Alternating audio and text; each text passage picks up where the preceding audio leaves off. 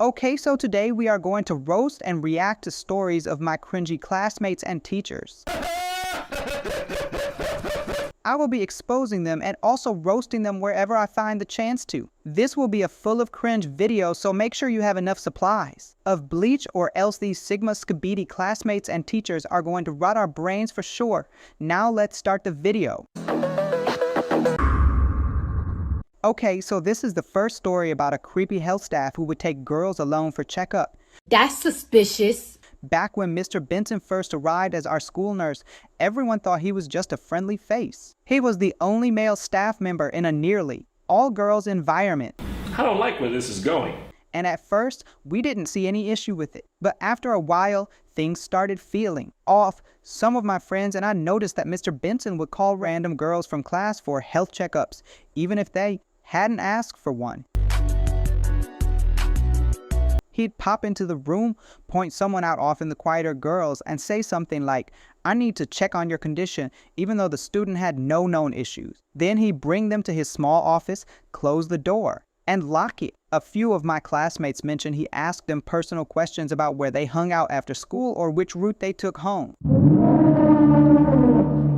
It wasn't even about their health. It was more like he was prying into their personal lives. One time, my friend told us she went in to see Mr. Benson for what she thought was going to be a quick check on a bruise from gym class. She said the bruise was tiny, barely worth noting, but he insisted she needed weekly follow-ups. Weekly. We all looked at her like, that's weird. Wait a minute. But she wasn't sure how to say no. He was an authority figure. After all, gradually, pattern became clearer. Most of the girls he called in were timid or anxious, the type who wouldn't easily protest. Our group started comparing notes. We realized this was happening much more often than we first thought. It wasn't until Mr. Benson called in one of my friends for the second time that week that she finally broke down and told the teacher she felt really uncomfortable. The teacher passed on the concern to our principal. That was the tipping point. The administration launched an investigation, talking to students who had had these checkups. Most of us shared similar stories: locked doors, odd personal questions, and an insistence on follow-ups that didn't match our minor injuries. The day after the investigation wrapped up, they quietly put Mr. Benson on leave. Guess what?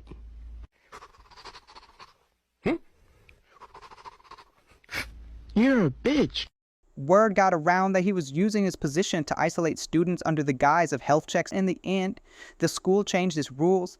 Now there has to be a female staff member present for any medical appointment in the nurse's office, especially if the door is going to be closed. This story is about a guy who used to arrange secret parties which were not really for school students but for grown adults doing very suspicious things. Let's call him Nate. He had a knack for sneaking out of class and throwing these secret meetups around campus. Whenever you heard about some mysterious gathering behind the sports field or in the old storage room, you just knew Nate was behind it. He'd pass out these handwritten invitations with suspicious directions telling you to show up at lunchtime. This is business. Some kids thought it was thrilling, like being invited to a private club, but the reality was they'd often end up missing class entirely. Rumor had it he even brought contraband, sometimes alcohol, vapes, stuff no one should be messing with. At school, teachers weren't clued in, and the students who joined kept it a secret for the cool factor. But then 2 first-year kids got busted returning to class late, reeking of cigarettes. Under pressure, they admitted Nate convinced them to try just one puff during a secret break. It didn't take long for the staff to connect the dots, realizing all these suspicious absences and tardiness pointed back to Nate. The final blow came when a teacher discovered him mid-party in an abandoned classroom, complete with a stash of contraband. Stop it. Get some help. Word spread that the principal wasted no time calling Nate's parents, and by the end of the day, he was expelled. So this next story is about a teacher who would call students for 1-1 tutoring without telling anyone else. Back when Mr. Weirdo joined our advanced math department, a lot of students thought it was cool to finally have a teacher so passionate about pushing us to excel that he started offering these 1-on-1 tutoring sessions after school. He picked specific students, often the highest achievers or those who seemed a bit uncertain about the material. Some of us thought it was just him being helpful. Others noticed he sometimes cornered quieter students, insisting they needed more enrichment. Things got weird when we learned these sessions happened behind locked doors. If anyone knocked, Mr. Weirdo would say something like, "We're in the middle of an intensive session, please don't interrupt."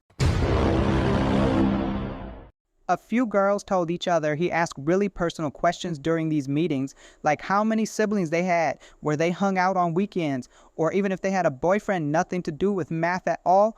One friend of mine call her Donnie mentioned feeling super uneasy when he placed his hand on her shoulder and kept it there while explaining a geometry problem. What?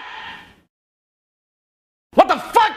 She shrugged it off initially, thinking maybe he was just being encouraging. But later, she compared notes with another girl who said the exact same thing happened to her. They both got creeped out. It wasn't until a parent got involved that the school really took notice. This parent's daughter came home from tutoring in tears, refusing to ever go back.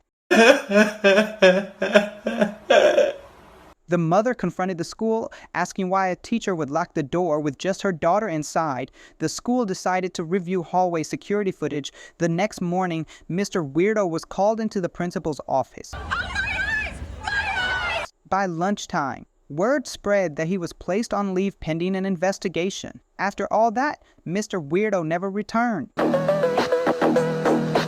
This next story is about a stalker classmate who was caught outside girls' locker and taking photos.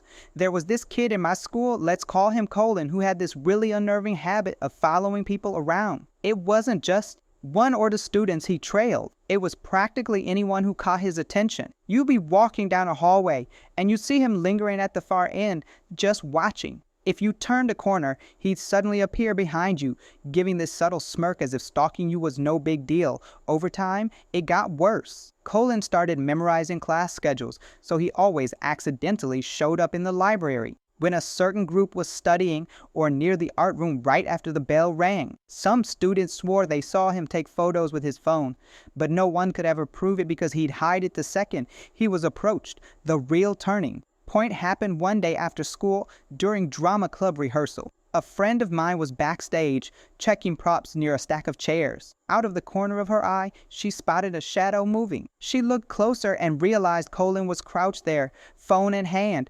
basically lurking. The second she called him out, "Hey, what are you doing?" What are you doing? What are you doing? Nothing. Me? Just hanging around. He bolted, knocking over a couple of chairs on his way out. That should have been enough to get him in trouble, but what really broke it open was when our drama teacher found him lurking outside the dressing rooms. Yep. The teacher caught him mid-snap, taking photos of students who were changing costumes inside. That was beyond creepy, and it obviously crossed every line imaginable.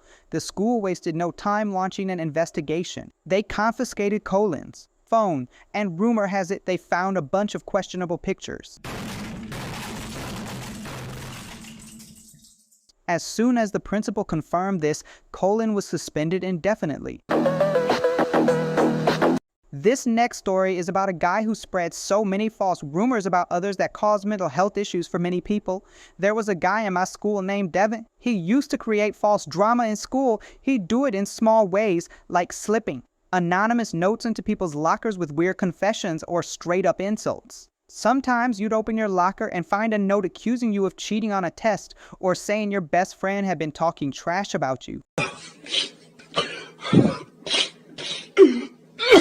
Because it was all anonymous, people assumed maybe a jealous classmate was doing it. Devin would just shrug when anyone mentioned it, acting clueless, but where he really went off was digital. If two students started dating, Devin would go online and forge fake screenshots like one of them flirting with someone else. He'd show these screenshots to the friend group, letting them freak out and start fights.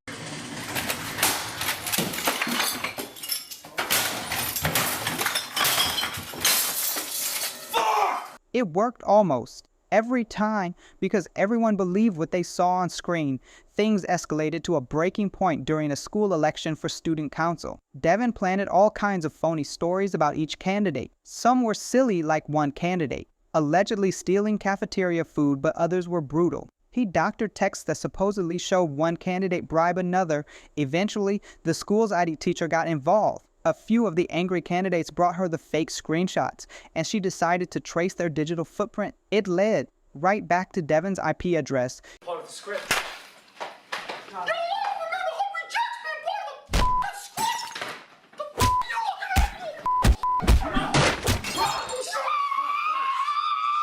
He was dragged into the principal's office and suspended for causing massive drama and forging digital evidence.